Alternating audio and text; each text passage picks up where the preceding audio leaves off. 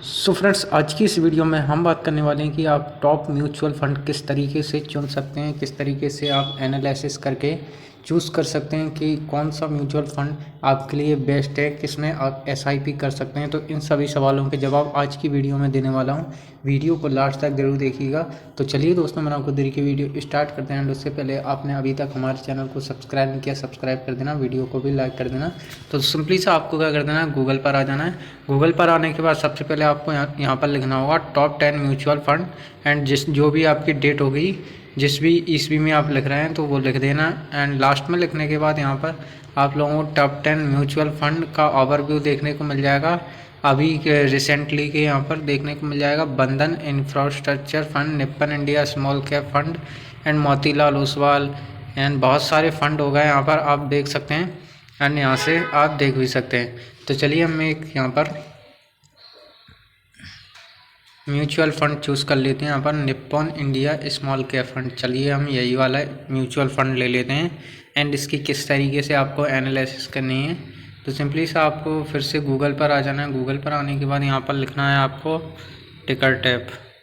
चलिए हम टिकर टैप लिख लेते हैं एंड आप लोगों को सर्च कर देना है। एंड फर्स्ट आइकन पर यहाँ पर आप लोगों को ऑप्शन देखने को मिल जाएगा टिकर टैप का। एंड सिंपली से आपको इस पर क्लिक कर देना है। एंड गाइस, जो जो स्टेप मैं बताने वाला हूँ वही स्टेप आपको फॉलो करना है।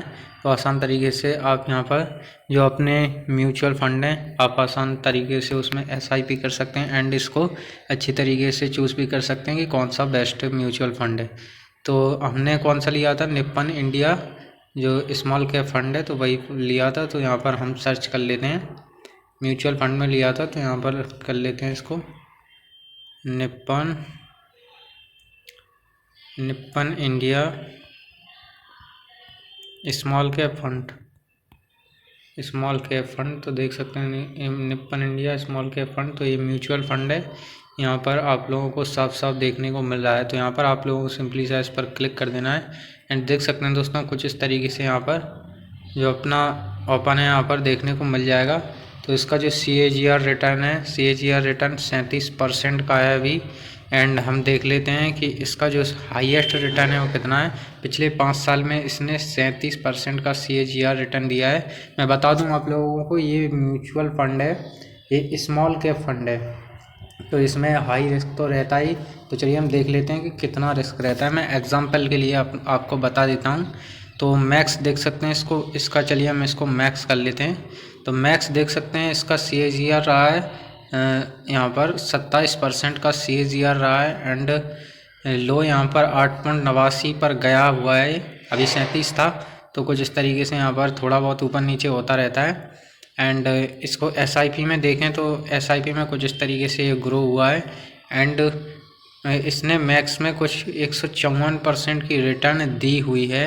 एंड इसका जो इन्वेस्टेड अमाउंट है आप लोग देख सकते हैं 6100 करोड़ रुपए का इसका जो इन्वेस्टेड अमाउंट है। एंड और भी इसके दिखा देते हैं परफॉर्मेंस है इसकी, the creamy layer among the top performing mutual fund. तो अभी ये टॉप परफॉर्मिंग में अभी ये है, तो इसको भी आपको देख लेना है।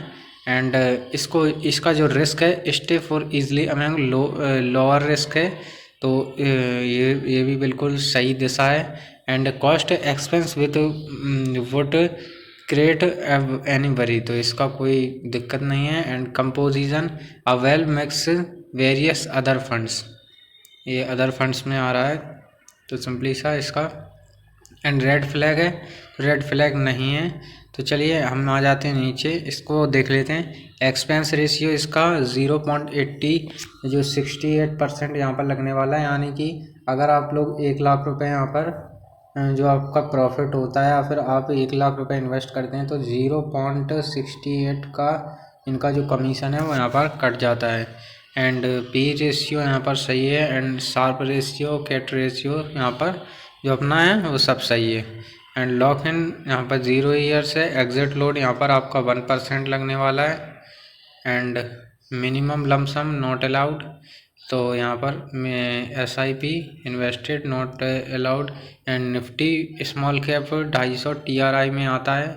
एंड यहाँ पर देख सकते हैं इक्विटी यहाँ पर इतने सारे हैं, SS allocation and cash evolution है। एंड चलिए हम इसको देख लेते हैं। एंड दोस्तों देख सकते हैं यहाँ पर कुछ इस तरीके से इन सेक्टर में इतना पैसा यहाँ पर लगा हुआ है एंड इस कंपनी ने इतना यहाँ पर रिटर्न दिया हुआ है। तो इसकी चलिए ये कुछ होल्डिंग्स शेयर इनने रखे हुए हैं कुछ इस तरीके से। एंड फंड मैनेजर हैं सामिर राज एंड बीकॉम किया हुआ है इन्होंने। पूरी बिल्कुल जानकारी मिल जाती है आप लोगों को। एंड और भी नीचे आप लोगों को बताऊं एवरेज रिटर्न 56% का कुछ इस तरीके से दिया हुआ है।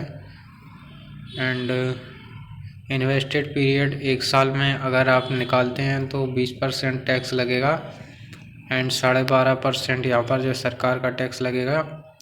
जैसे मान लीजिए अगर आप मंथली SIP करते हैं, मंथली SIP आप 1000 रुपये, मान लिया मैंने 1000 रुपये करते हैं।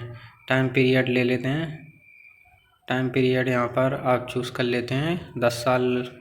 जैसा मैंने चूज़ किया 10 साल के लिए क्योंकि ये स्मॉल कैप फंड है। CAGR 40% का मान लिया तो ये 40% का बता रहा है। एंड यहाँ पर आपको इसको हिस्टोरिकली रहने देना है। इन्वेस्टेड अमाउंट आपका हो जाएगा 1,20,000 कुछ एंड रिटर्न आपको मिलेगा 240% से 2,96,000 एंड 38,000 का जो आपका टैक्स है वो लगेगा एंड 3,77,000 रुपये कुछ यहाँ पर आप लोगों के बनेंगे 1,20,000 पर। तो कुछ इस तरीके से आप लोग समझ सकते हैं यहाँ पर आप लोगों को यहाँ पर 246% की रिटर्न से यहाँ पर ये इतना मिलेगा जो Nippon India small cap fund. And आप लोगों को इसको यहाँ पर करना क्या होगा, इसको आपने यहाँ पर देख लिया। एंड SIP करने के लिए सिंपली सा आपको क्या कर देना, आप लोगों को एक चीज़ और देखनी होगी इसके अंदर। तो आप लोगों को आ जाना है अपने जो भी आपका डीमैट अकाउंट है आपको आ जाना है। अगर आप लोगों को डीमैट अकाउंट बनाना नहीं आता है तो लिंक नीचे डिस्क्रिप्शन में दे दूँगा, वहाँ से जाकर आप देख सकते हैं वीडियो को किस तरीके से आप डीमैट अकाउंट बना सकते हैं। तो दोस्तों यहाँ पर आप लोगों को करना होगा Nippon India small cap fund. चलिए हम स्मॉल कैप फंड देख लेते हैं। स्मॉल कैप फंड आ चुका है तो म्यूचुअल फंड में आता है एंड कुछ इस तरीके से ऑल पर कर लिया तो 27% की रिटर्न मैंने जैसे वहाँ पर बताया हुआ था 62,000 कुछ करोड़ का यहाँ पर रिटर्न कैलकुलेटर। एंड होल्डिंग इतनी कंपनीज़ में इन्होंने की हुई है एंड रिटर्न देख सकते हैं 27% का। यहाँ पर सब कुछ मैंने एक्सपेंस रेशियो सब कुछ मैंने आप लोगों को यहाँ पर बता दिया है। तो यहाँ पर आप लोगों को यहाँ पर देख सकते हैं निप्पन इंडिया डायरेक्ट कुछ फंड है, फंड मैनेजर ठीक है यहाँ पर। एंड आप लोगों को अगर सब कुछ सही लग रहा है कि यहाँ पर ये कंपनी ग्रो कर रही है, इतना यहाँ पर रिटर्न दे रही है। एंड यहाँ पर मैंने आप लोगों को पिछली वीडियो में बताया था कि स्मॉल कैप फंड थोड़े रिस्की होते हैं तो अपनी LLS करके यहाँ पर आप इन्वेस्ट कीजिए।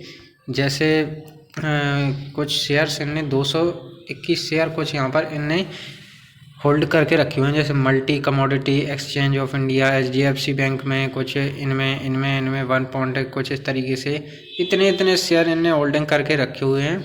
तो आप लोगों को करना क्या होगा, जैसे मान लीजिए अगर आप जो अपना पैसा है वो अपने पैसे में रिस्क नहीं लेना चाहते हैं बिल्कुल भी, या फिर आप सोच रहे हैं कि चलो कोई दिक्कत नहीं है जाने दो मेरा पैसा है, तो आप लोग इसमें कर सकते हैं, इन्वेस्ट कर सकते हैं। या फिर अगर आप लोगों को पैसे का जो महत्व है या फिर आप लोगों को पता है कि किस तरीके से पैसे को इन्वेस्ट किया जाता है एंड इसको एक भी रुपया मुश्किल में आता है तो उसको किस तरीके से इन्वेस्ट किया जाता है, तो आप लोगों को क्या करना है, सबसे पहले तो इन कंपनीज़ की आप लोगों को जो फंडामेंटल्स है वो चेक करनी होगी। अगर आप लोगों को इनकी फंडामेंटल्स चेक करना नहीं आता है, किस तरीके से फंडामेंटल एनालिसिस की जाती है स्टॉक्स की, तो वो वीडियो भी मैंने बना दी है एंड मैं अगर आप कमेंट करेंगे तो फिर से बना दूंगा किस तरीके से आप स्टॉक्स की फंडामेंटल एनालिसिस कर सकते हैं। एंड बेस्ट SIP जो अपना बेस्ट SIP आप चूज़ कर सकते हैं। वैसे मैं सजेस्ट करता हूँ कि आप इंडेक्स फंड में, जैसे कोई भी इंडेक्स फंड हो गया उसमें आप इन्वेस्ट है आप कर सकते हैं। अगर आप लोगों को इंडेक्स फंड के बारे में जानकारी चाहिए हो तो आप लोग कमेंट कर सकते हैं, लिंक नीचे डिस्क्रिप्शन में दे दूंगा, वहां से जाकर आप इंडेक्स फंड के बारे में जानकारी ले सकते हैं। मैंने ऑलरेडी वीडियो बना रखी है इंडेक्स फंड के बारे में। तो चलिए दोस्तों मिलते हैं नेक्स्ट वीडियो में, तब तक के लिए बाय बाय दोस्तों, thanks for watching my video.